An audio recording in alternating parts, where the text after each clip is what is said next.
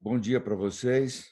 Nós estamos fazendo aqui mais um programete que a RinoCon tem realizado, conversando com clientes, com empresários, com amigos da casa, sobre a retomada dos negócios nesse momento difícil que a gente está atravessando, não só nós, como o mundo todo, né?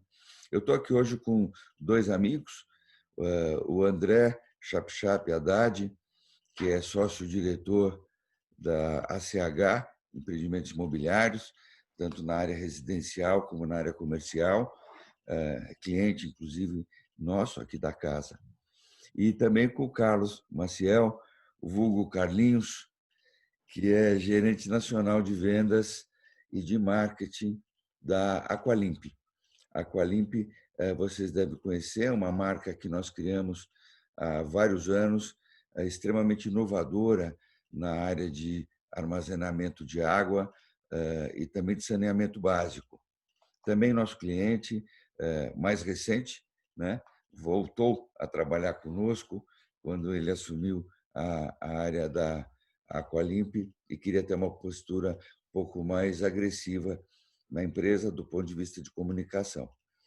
Então, meus amigos, a ideia é saber um pouco como é que vocês têm convivido com as dificuldades de mercado, com as saídas que vocês têm trilhado para seguir com o trabalho, para ativar negócios, né?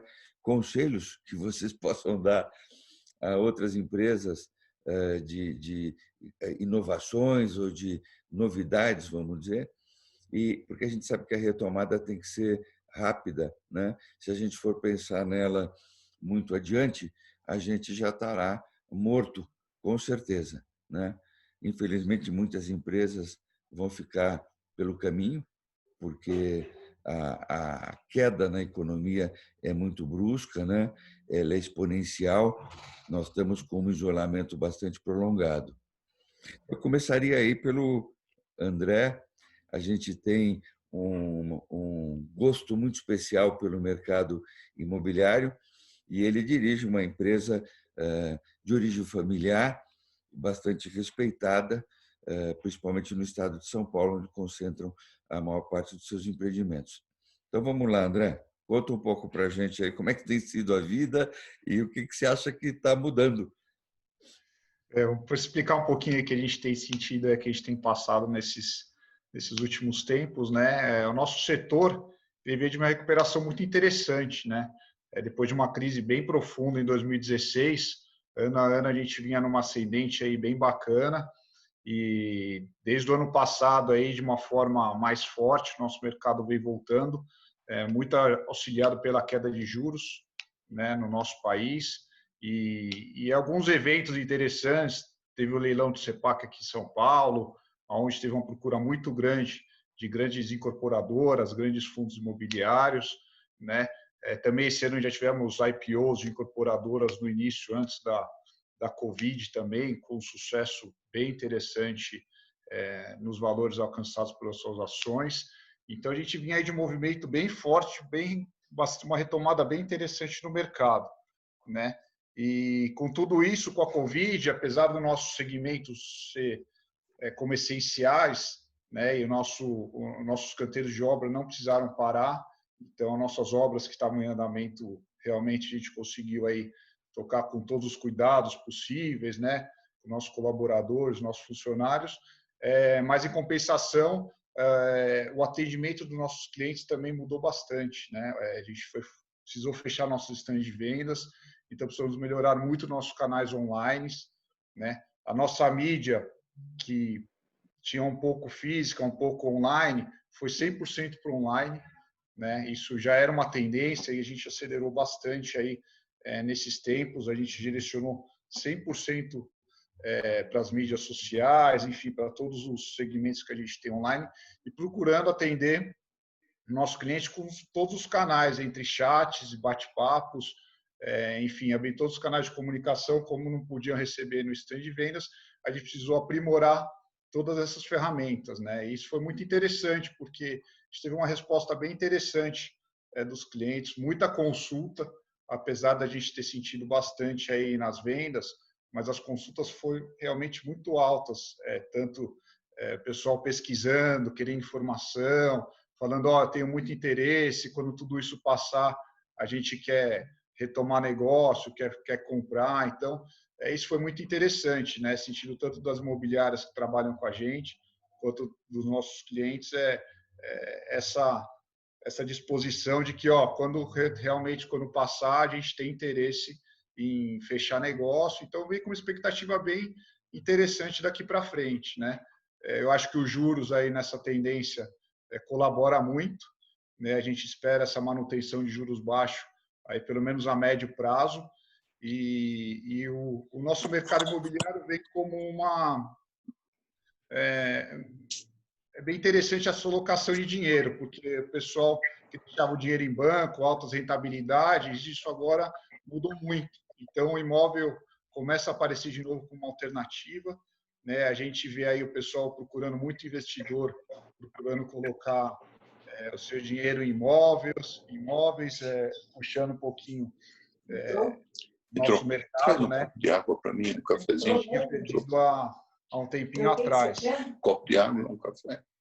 E essa mudança de comportamento também do home office, né? A gente tem notado bastante que uma tendência também veio para ficar. Então, as grandes lojas corporativas aí tendo que se adaptar e as grandes empresas cada vez mais com esse avanço tecnológico que teve aí meio que essa aceleração um pouco forçada, a gente acha que alguma coisa disso vai se manter. Então, o home office veio com uma tendência interessante. Então, procura de condomínios perto de São Paulo, o pessoal procurando uma casa com espaço para escritório. Então, a gente acha que é uma tendência também que o nosso mercado vai precisar se adaptar, explorar bastante, né, a valorização de condomínios próximos a regiões metropolitanas. Então, é uma tendência que também está olhando com bastante carinho, que a gente acha que realmente o pessoal que viu que dá para trabalhar sem perder ou até aumentando a produtividade, cada colaborador na sua casa, diminuindo os custos fixos de empresas, deslocamentos. Enfim, acho que é uma tendência que realmente veio para ficar, e o nosso setor tem que estar bem atento a essa mudança de comportamento dos nossos clientes para poder estar sempre à frente aí, se adaptando a todas essas mudanças, para a gente poder aproveitar isso da melhor forma possível.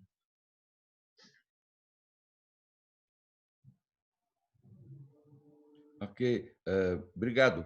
Antes de passar a palavra para o Carlos, da Aqualimp, eu queria dar as boas-vindas ao nosso amigo Natan Herkovich, que estava com algumas questões tecnológicas aí complicadas, mas se juntou aqui a nós. O Natan, só para apresentar para quem nos ouve, para quem nos assiste, é um velho amigo, foi empresário da área de café e depois se tornou um dirigente da indústria de café, trabalhou muitos anos dirigindo a ABIC, Associação Brasileira das Indústrias de Café, foi nosso cliente por mais ou menos uns 25 anos, quando a gente desenvolveu o marketing do café para recuperar o consumo, e também trabalhamos o mercado internacional para consumir o café brasileiro.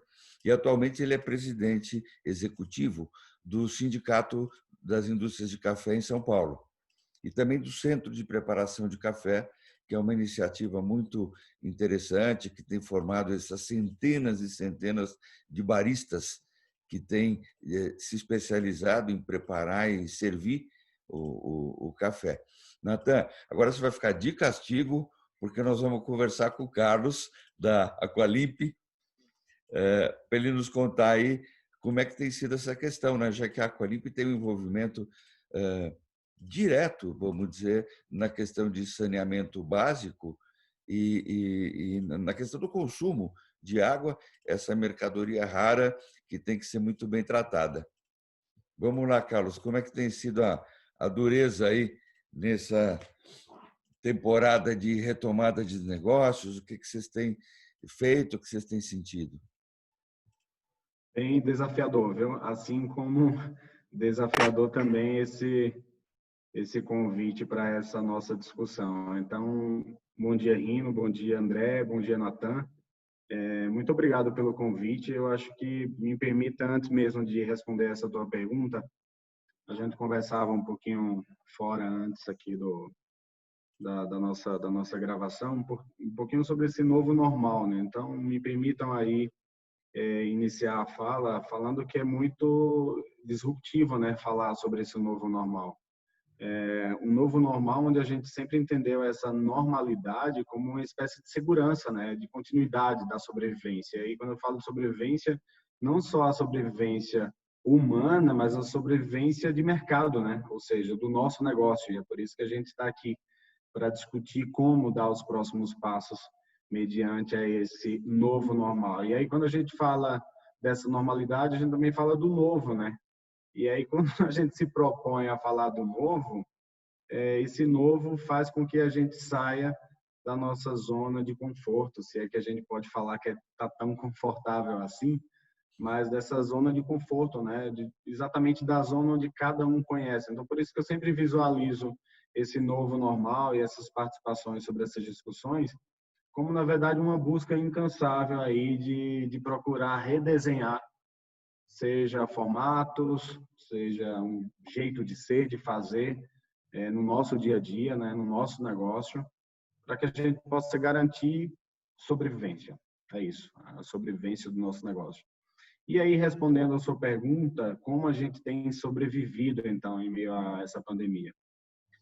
Quero pegar carona na fala do André, quando ele falou sobre o mercado de necessidade básica. Assim que o mundo tomou conhecimento dessa crise, e aí sim foi instaurado uma crise na saúde, e aí já atingindo a economia também do país, a Aqualimp já se posicionou, entrando em contato, mandando, na verdade, um ofício para os principais órgãos federais, estaduais e municipais, solicitando, né, e se juntando como apoiador no discurso de que, olha, garantir fornecimento de água ou armazenamento desse líquido é necessidade básica. Então, que as lojas de materiais de construção continuem abertas.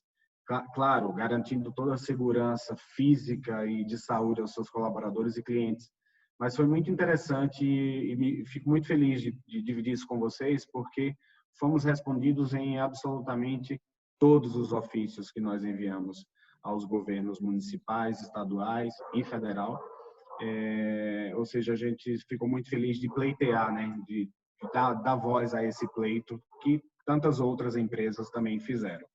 Eu acho que um outro ponto importante, eu já te respondendo, acho que antecipadamente, quando você falou de dar conselhos, chego a me arrepiar aqui, porque é uma coisa tão perigosa e ao mesmo tempo tão importante, mas eu até anotei aqui, eu tomei nota de 3 coisas como a gente tem vivido na Aqualimp. Eu acho que o primeiro é a gente não abandonar, em hipótese alguma, crise ou não, o planejamento. Eu sei que nós tínhamos um planejamento e esse planejamento ele acabou sendo invadido por uma pandemia, mas o planejamento ele é único, ele precisa só agora ser visitado, revisitado e olhar com outros olhos, mas o planejamento ele não pode ser abandonado. E aí o olhar e um posicionamento otimistas de todos, né? De todos na corporação, na companhia, na empresa, esse olhar. E aí não basta ter o olhar otimista, por isso que eu tomei nota do posicionamento também otimista. Se a gente parar para o mercado não vai mais voltar, essa pandemia acabou, 2020 não existe mais, tem que ter um olhar e um posicionamento otimistas. E por fim, eu acho que a gente também até falou um pouquinho disso agora já com o André, é a questão da velocidade de resposta, que é diferente de pressa. É bem diferente de pressa. A gente precisa ter uma velocidade de resposta. Então, basicamente, nessa minha primeira fala, eu acho que eu queria contribuir com esses 3 pontos, que a gente não esqueça do nosso planejamento, que tenhamos um olhar e um posicionamento otimistas e que tenhamos velocidade de resposta, porque o mercado ele vai exigir essa velocidade de nós após o fim da pandemia, o fim do coronavírus, que a gente sabe que ele pode se mutar e ele pode vir com outras forças ou enfraquecidos daqui para frente. E tudo é muito novo, né? E esse novo, eu acho que é o que deixa a gente tão desconfortável. Mas é bom porque faz a gente pensar, refletir e estar aqui juntos, eu acho que discutindo e aprendendo também, e compartilhando e ouvindo vocês. Obrigado, Carlos. Realmente, quando eu falo dar conselho, eu acho que, na verdade, é compartilhar caminhos, né?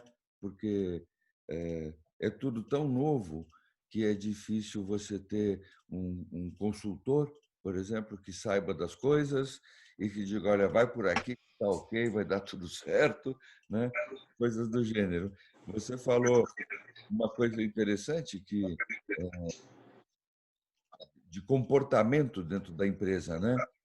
E ontem eu estava ouvindo uma palestra de um amigo nosso, o Walter Longo, e ele disse que nós precisamos de CEOs, vários CEOs. E o CEO para ele é o seguinte: é o profissional que nutre curiosidade, entusiasmo e otimismo. São coisas que você também abordou, né? Então, para ele, o CEO não é mais um cargo, mas é uma sigla que significa o comportamento que as empresas precisam, né? Curiosidade, entusiasmo. E que a gente vai agregando, né, Rino? A gente vai agregando nessa caminhada, seja com pandemia, pós-pandemia. São formatos que a gente vai agregando e agregando, inclusive, no discurso, né? Veja que agora a gente está falando sobre um novo normal. Eu acredito que há 6 meses atrás a gente jamais pensaria em falar sobre um novo normal. Exatamente porque a gente vivia a normalidade que nos fazia girar a roda sem preocupações, no sentido de que a gente sabia que a roda ia girar de qualquer forma. Então, levando para o nosso formato, se a gente for falar de um varejo, o cliente entra na loja, o balconista apresenta o produto, ele passa no caixa e a loja entrega ou o cliente opta por retirar. Agora as pessoas, e aí o varejo, está tendo que se reinventar, né? Talvez você nem precise, é o que está acontecendo, sair de casa. Você vai receber tudo na sua casa sem precisar sair do seu sofá. E se a gente pensar bem, era uma ferramenta que já existia, porém não com o mesmo discurso que temos hoje. Se antes o discurso era da facilidade, hoje a gente tem o discurso da segurança. E aí, de novo, o que é mais importante num momento como esse? A facilidade de alguém te entregar algo em casa rápido e fácil? Ou a segurança de não colocar a tua vida e a vida da tua família em risco, sem precisar enfrentar um trânsito ou enfrentar qualquer outra coisa e se contagiar que seja, se contaminar que seja? Então, acho que os discursos vão mudando e a gente vai agregando, né? E espaços como esses que você, a Rino, tem proporcionado, eu acho que são fantásticos, porque a gente acaba construindo e ouvindo também, né? Outros olhares aí, outras visões. Perfeito. Obrigado, Carlinhos. Ô, Natan, eu acabei de pôr você no mudo aqui. Eu preciso tirar você do mudo, viu? Aperta seu microfoninho aí. Eu emudeci você aqui.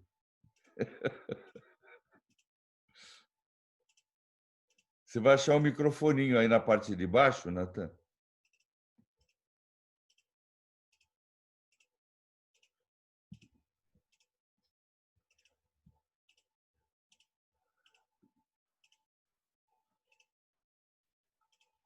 Não conseguimos te ouvir. Passa o curso. Aí. Fala aí, Natan. Tá ouvindo? Opa! Tá ouvindo? Com a sua voz, inclusive, original de locutor. Não, mas você... Diga, Natan. Participar junto aqui com vocês, né? Interrompeu. Porque tudo que eu trouxe de equipamento é ferro velho, não funciona nada. Um não funciona o som, outro não funciona a imagem. Você sabe que essa questão de tecnologia tem um estudo da KPMG, que eu tive acesso outro dia,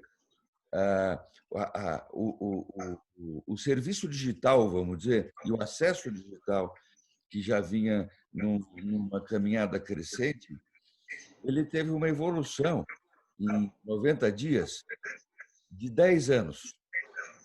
Nossa. A gente estava falando de aceleração do processo de comunicação digital e via internet. 90 dias significaram o percurso de 10 anos na evolução do uso da internet, o que é um absurdo, né? Que absurdo. E estamos convivendo com isso, e felizmente que ela existe, né? Ela não tem cumprido muito bem as missões a que se propunha. Se nós não a tivéssemos hoje, a gente estaria numa dificuldade muito maior, né? Mas, Natan, conta um pouco aí. Parece que o café não caiu o consumo, é isso? Então, muito obrigado por ter me convidado. Desculpem todos vocês pela vergonha que passei aí no início, mas essa é a 10ª ou 11ª vez que eu uso esse mesmo mecanismo e o Zoom e etc. nos últimos 15 dias e não falhou nunca. Agora, de repente, falhou com você. Mas desculpe, então. Né? Vou fazer, talvez como eles estão fazendo, dividir esse assunto em partes, porque o assunto é longo. De fato, o café é um produto incrível para se interpretar a resistência dele a crises. Essa não é a primeira crise que passa o café aqui no Brasil e no mundo, e não é a primeira vez que a crise do café no Brasil não traz efeitos danosos, né? Em todas essas crises mais recentes dos últimos 6, 7, 8 anos, o Brasil sempre acabou tendo, sem querer ou não, uma posição que facilitou a sua defesa. Ora era o concorrente que produzia pouco por causa de algum problema que eles tiveram lá, ora era o câmbio que estava muito favorável para exportar, ora era algum problema relativo à previsão de colheita total no mundo, que era inferior à previsão de consumo. Enfim, sempre houve casos em que algum fator explicava por que o café no Brasil estava se escapando das crises. E não foi diferente, não está sendo diferente nesse aqui. Nós temos alguns fatores importantes, uma safra de bom tamanho, mais de 60 milhões de sacas, uma safra de qualidade muito boa. Os produtores brasileiros estão a cada ano melhorando as técnicas e a qualidade daquilo que produzem, de maneira que o nosso café não fica devendo a nenhum Copiloa do mundo, nenhum café da Colômbia. O Brasil tem mais de 30 regiões produtoras de café, núcleos, né, de produção de café, mais de 30. Então, tem muita diversidade, tem muita escolha, tem muita gente com cabeça diferente para produzir produtos diferentes, melhores uns, menos melhores outros, mas com uma comercialização plena. Enquanto isso, o mercado interno também continua crescendo. Nós estamos consumindo 23 milhões de sacas de café por ano, e naqueles idos tempos da Rino, lá de 1970 e alguma coisa, né? Essa produção não passava de 8 milhões de sacas de café. Então, a produção brasileira tem acompanhado a demanda externa e interna. E, além disso, falando em demanda interna, o café no Brasil, internamente, melhorou muito. Um trabalho institucional muito importante feito pela ABIC, com a ajuda do Sindicato de São Paulo, acabou criando um regramento para avaliação de qualidade dos vários tipos de café, que o café é um fruto, e os frutos não são iguais.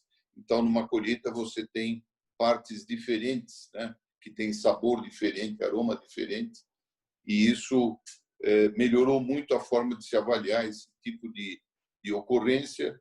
Então, nós produzimos mais e conhecemos melhor o café, o que tem permitido que as vendas para o exterior sejam melhores.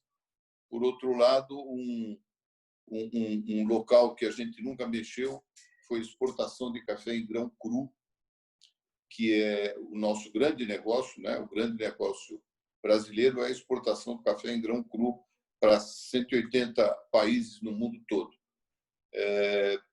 Nós estamos começando a andar nesse terreno, mas sem muita vontade, porque o mercado interno consome todo o excedente que eventualmente a gente possa ter. Então, nós vamos ter um instante, em futuro breve, que nós vamos começar a disputar mais o mercado externo.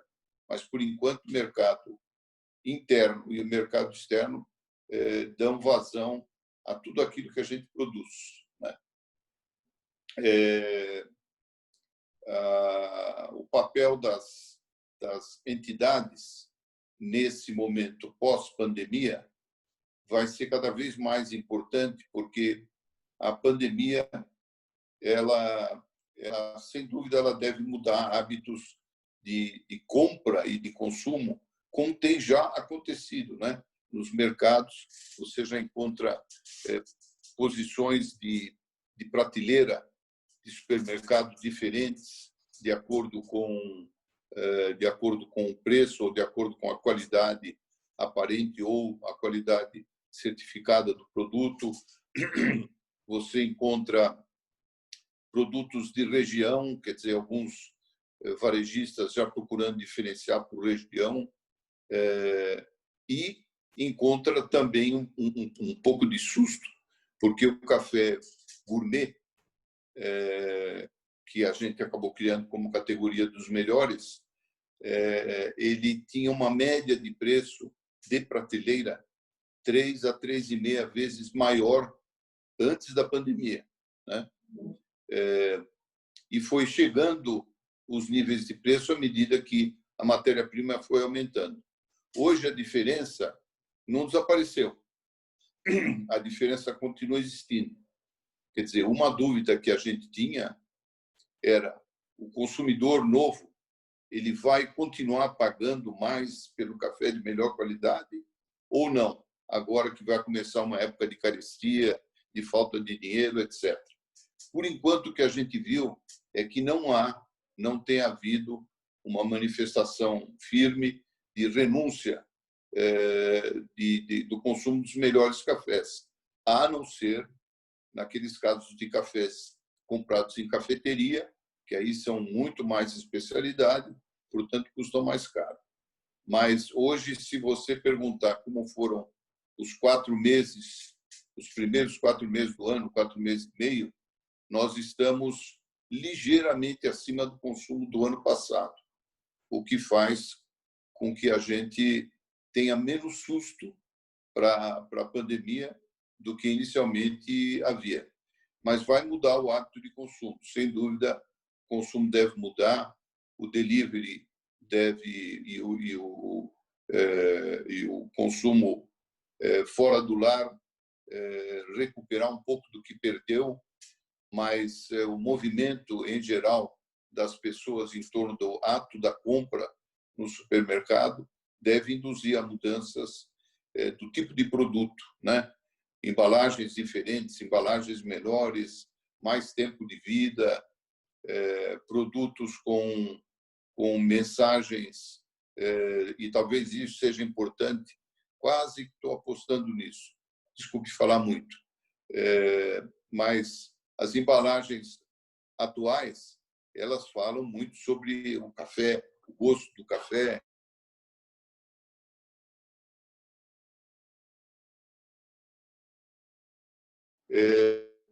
Mas nessa pandemia se fala muito de fatores como sustentabilidade, segurança dos alimentos e segurança alimentar de forma geral.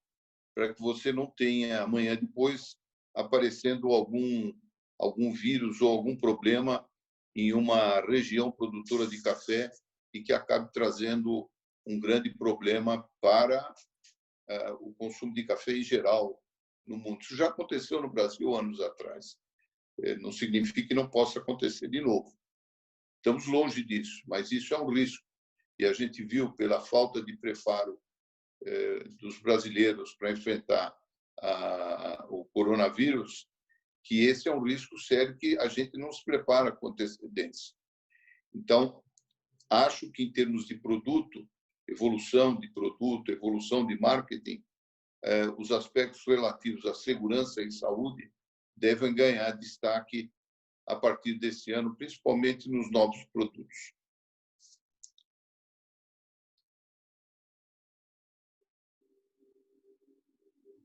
Legal. Obrigado, Natan. A gente também virou fã de café ao longo dos anos, né? De tanto ter trabalhado aí no segmento. E o que a gente tem visto também é um certo espírito de solidariedade, né? Das pessoas, das empresas. E eu pergunto para vocês se vocês acham que isso é uma coisa permanente ou se a gente vai manter um certo nível de egoísmo, né? Que as pessoas têm de enxergar pouco o próximo, né? O que vocês acham disso aí, André? Isso realmente a gente tem visto bastante aí, né? O pessoal se colaborando, tanto em eventos assim, ou conselhos que a gente tem feito, ou financeiramente, ou em ações propriamente ditas, né? De uma forma que cada um tem que olhar um pouquinho para o próximo também, né? A gente estava cada um fechado na sua empresa, pensando no seu negócio, na sua produtividade e de repente está todo mundo no mesmo barco, né? Então agora todo mundo se uniu. Como que vamos achar uma saída, né? Então a gente tem trocado bastante figurinha aí, tanto com empresas construtoras como de outros setores, como se unir tanto para ter um protocolo junto à prefeitura, que ações podemos tomar, né, de cuidados com os nossos clientes, tanto dos nossos colaboradores. Então, hoje, o procedimento que a gente tem no nosso canteiro de obra é o mesmo procedimento do canteiro vizinho, né? Então, tem toda uma triagem para entrar de funcionário, medição de temperatura, todo o cuidado com o colaborador, tanto de canteiro como dentro das nossas empresas, né?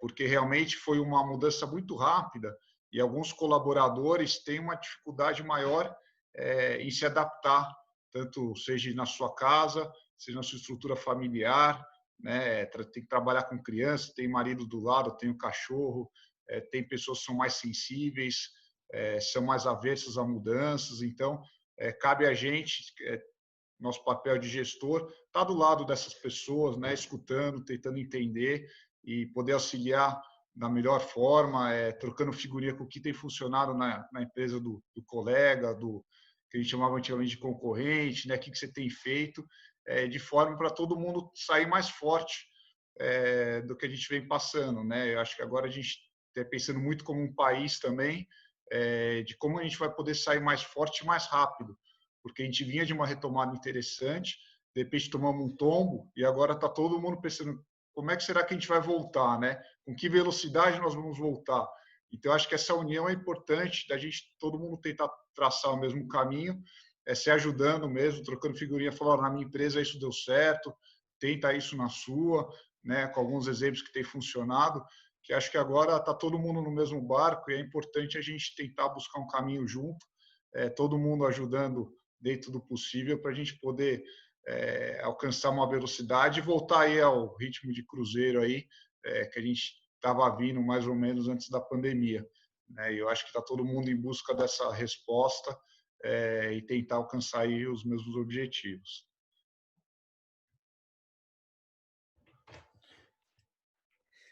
E aí, Carlos, o que você acha que vai acontecer aí com o espírito do brasileiro, em termos de comportamento aí, né? A gente sempre se divide, como acho que toda a sociedade, entre gente com mais compaixão, outros com menos, né? Gente mais conservadora, outros mais abertos para as inovações, gente egoísta, gente generosa, né? Nós somos um mix do que é a sociedade, não só a nossa, mas outras também, né? Principalmente as que estão trilhando o caminho de desenvolvimento, né? Tem essa abertura maior e essa diversidade maior de comportamento. Qual é o teu feeling aí sobre isso?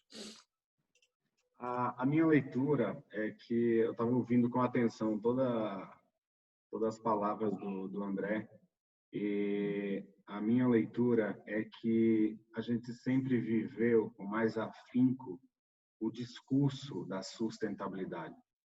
Então, eu percebo que a sustentabilidade sempre foi mais um discurso de um selo de marketing. E aí eu acredito que tudo isso que a gente tem vivendo, e por favor, se vocês tiverem outra leitura, me ajudem para a gente construir. Mas eu acredito que agora, depois dessa pandemia, o que era apenas um discurso, ele virou pauta em algumas empresas. Eu tenho escutado, inclusive, alguns gestores de marketing meio que enlouquecidos, porque a diretoria pediu para que reabram o planejamento do ano e incluam a temática sustentabilidade em ações, iniciativas, e esse fazer, por mais que seja meio que despreparado, mas talvez seja um primeiro passo.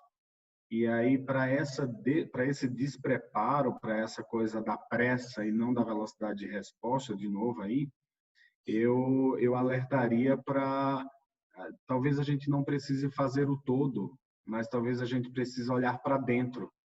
E aí, se a tua companhia, falando de Aqualimp, se a Aqualimp está dentro de um universo chamado Extrema, cidade no sul de Minas Gerais, por que não cuidar primeiro dessa cidade?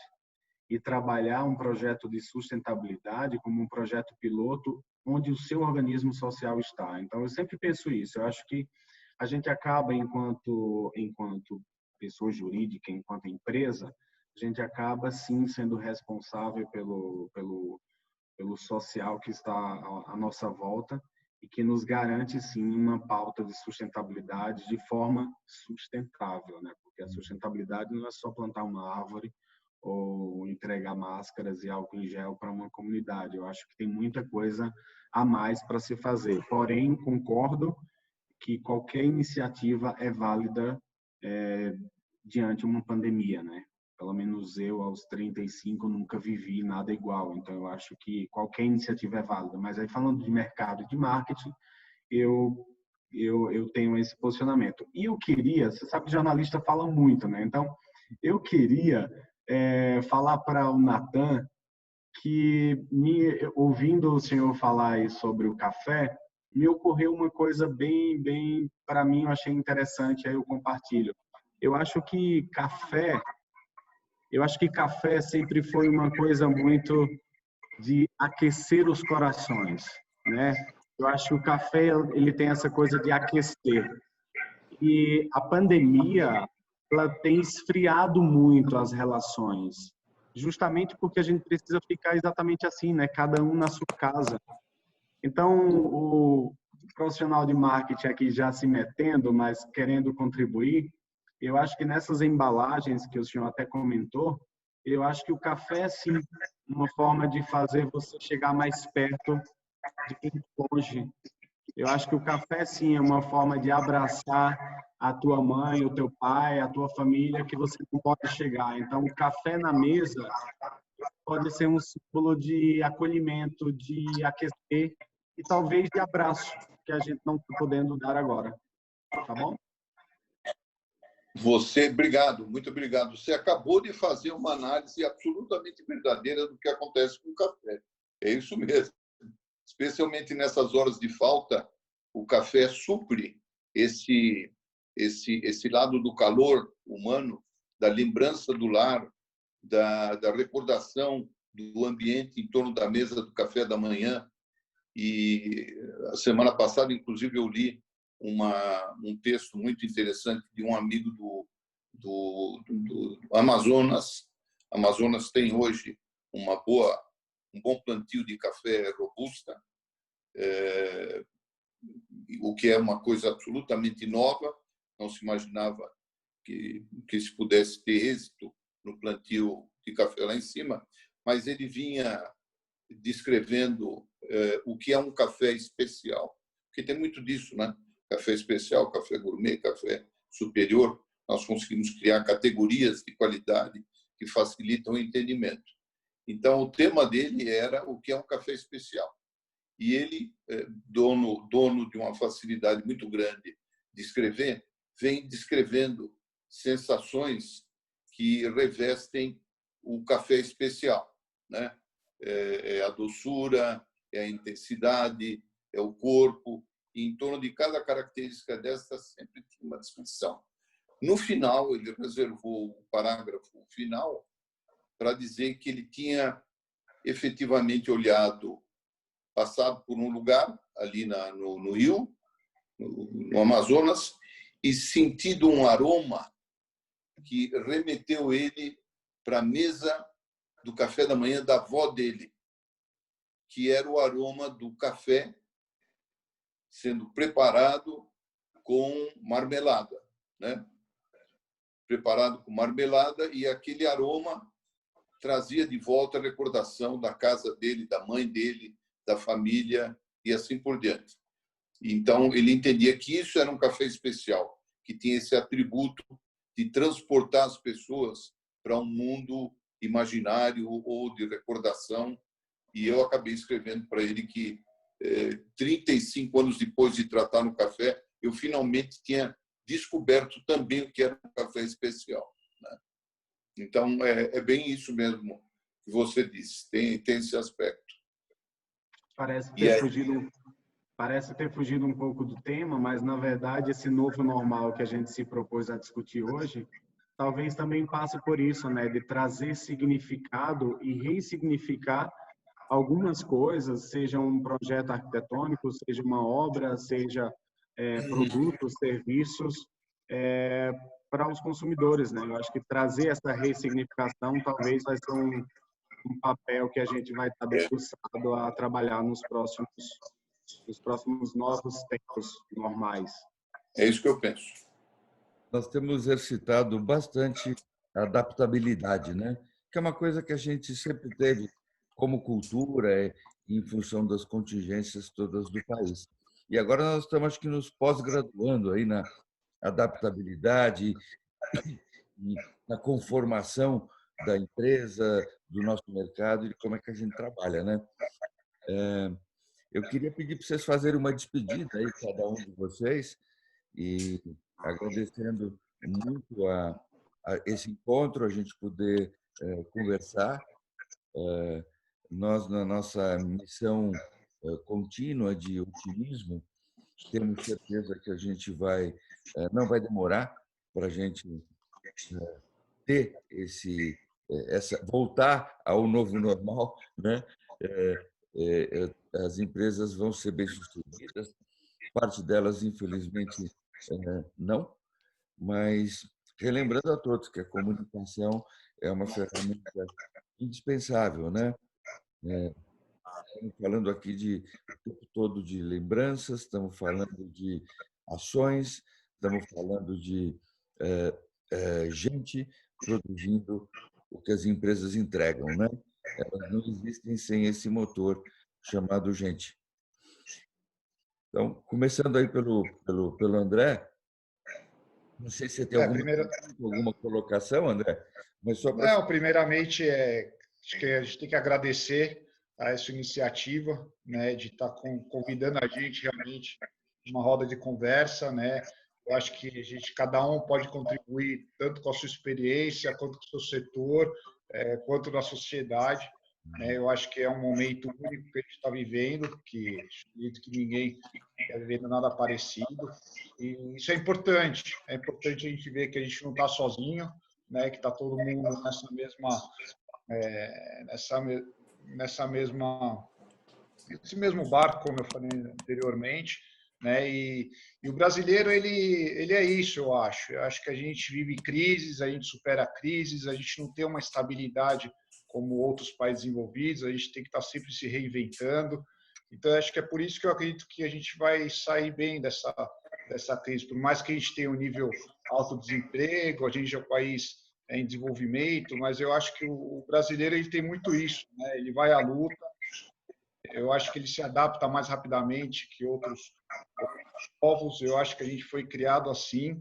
Eu acho que é mais uma barreira que a gente tem que passar, tem que superar.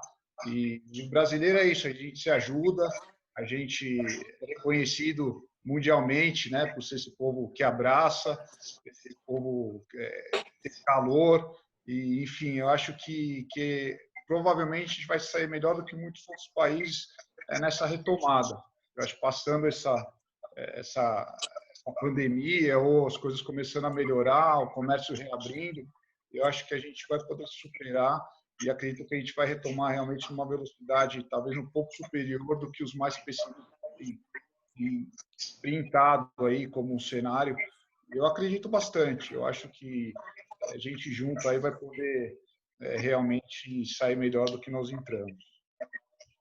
Perfeito. Carlinhos, hoje não vai dar para a gente contar a história da sua mãe, mas aproveito essa live aí, quando você for mandar para ela, a nossa gravação, diz que eu mandei um beijo para ela e que ela precisa visitar a agência. O pessoal quer conhecê-la pessoalmente. Tá bom. De novo, muito obrigado. Natan, a gente estava conversando antes, não dá para ser hoje, viu? Quando terminar esse negócio todo, eu vou fazer um encontro de todos nós que gravamos os programas lá na agência. Sim. Para a gente se confraternizar e celebrar a sequência dos nossos negócios, né? E aí lá o Carlinhos vai ter a oportunidade de contar algumas histórias da mãe dele, muito querida, e a gente sempre cobra essa De parte Pernambuco? quando a gente se encontra. Tem histórias excelentes. Lá de Pernambuco ou não? O Carlinhos que é de Pernambuco? Isso, eu sou de Pernambuco. Caruaru. De Caruaru. Eu tenho um filho que mora em Recife há uns 10 anos. Olha isso. Ele é em Recife.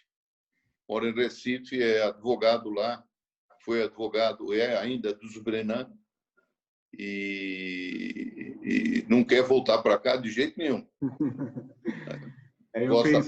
Gosta muito de lá.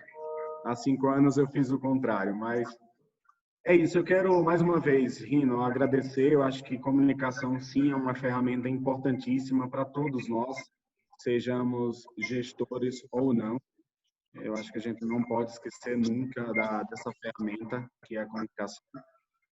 O que eu espero nesse novo normal, eu acho que vocês vão gostar da minha leitura. Eu gostaria muito de ver aí famílias nos seus apartamentos da ACH, tomando um cafezinho lá do Sindicafé, e esses apartamentos todos abastecidos com caixas d'água Aqualimp.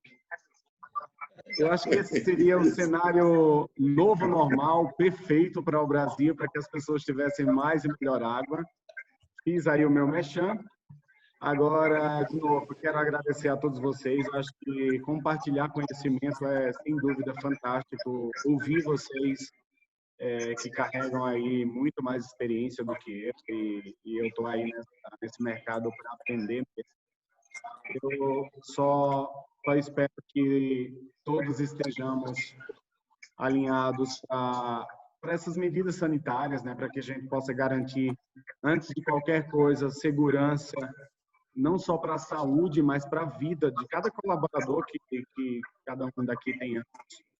Que a gente também entenda que essas ferramentas, sejam elas home office ou flex office, ou como qualquer um entenda dentro da sua realidade, elas são ferramentas que talvez a gente olhe com um novo olhar. A gente antes olhava com um preconceito, talvez seja ferramentas que a gente vai adotar não por conta de uma pandemia, mas talvez porque uma pandemia nos fez enxergar com um novo olhar. Então, tenho, de novo, perspectivas positivas. Eu acredito sempre que a gente tem que ter um olhar e um posicionamento muito positivos em relação a tudo, buscando alternativas, olhando novamente o planejamento e tendo velocidade de resposta, tá bom? É isso. Obrigado, Carlinhos. Muito bom. Natan, Muito bom. suas palavras Natan, bem rápido. Natan, bem rápido. Ou não tinha a palavra final? Tinha? Manda ver. Quem fala? Você, Natan. Eu? Não, é muito rápido agradecer, Rino, e vocês todos, a oportunidade de a gente estar junto aqui e aprender com vocês. No nosso setor, que tem mais ou menos 1.500 indústrias pelo Brasil, das quais 98% são micro ou pequenas empresas, é natural que a gente se preocupe o que é que vai acontecer com os pequenos, que normalmente nessas crises são aqueles que são derrubados primeiro, né? Então, eu estou desde o começo do ano procurando conversar, participar de lives e ler, etc., para tentar entender que caminhos que os pequenos têm. E eu achei um livrinho que estava empoeirando em casa, que é muito interessante, né? Até pela fotografia, Rino, que eles colocaram aqui do dono do mercado, né? O Small Smart, beliscando o grande negócio, né? Mostrando como essa ação localizada, local, de business locais, pode enfrentar a grande concorrência, né? Porque conhece o mercado, conhece as pessoas, conhece o gosto e assim por diante. Muito interessante, eu queria mostrar para vocês e, ao mesmo tempo, dizer muito obrigado. E para quem viaja, boa viagem. Para quem não viaja, um bom fim de pandemia. Obrigado, Natan. Eu acho que a gente está... as histórias se repetem, né? Os comportamentos se repetem, né? Hoje, a sensação do digital é o one-to-one, que é o que nós sempre fizemos no início do desenvolvimento de qualquer tipo de mercado, né? O cliente de caderneta da mercearia. Então, o que vai mudando é a roupagem, a velocidade e a eficiência que gera produtividade, né?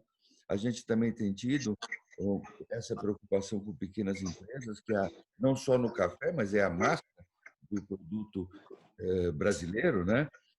Sai dessas pequenas empresas, e principalmente com crédito, né? Para que elas possam ser auxiliadas num formato onde quem está fazendo o empréstimo corre algum risco, né? Porque eles só emprestam para quem não precisa, né?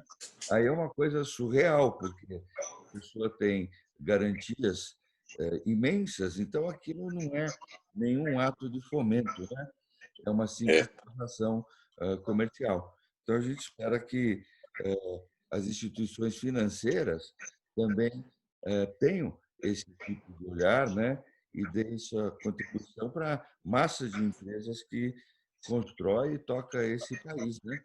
E que são eles, na verdade, que alimentam a renda e o consumo, né? Agradeço demais vocês. Um abraço para a família toda, André. Um abraço para você, Jane, e para você, Natan, querido amigo aí. E a gente se encontra com viu? Quando quiserem aprender alguma coisa sobre como ligar lives, tal, etc., fale comigo. Conexão, né? Tá bom, nós vamos divulgar isso também, tá? Entendeu? Não. E aguarde o convite para a agência, hein? Nós vamos nos encontrar todos. Seremos mais ou menos umas 40 pessoas. Ótimo. A todos, bom trabalho. Eu estava brincando com o Rino, dizendo que se precisar de um especialista para entrar em lives, etc., pode falar comigo que eu estou disponível. Tá bom. Obrigado, Natan. Obrigado, André. Obrigado, Carlinhos. Obrigado, Rino. Obrigado, Natan. Abraço, Carlos. Obrigado. Abraço, saúde. Amém.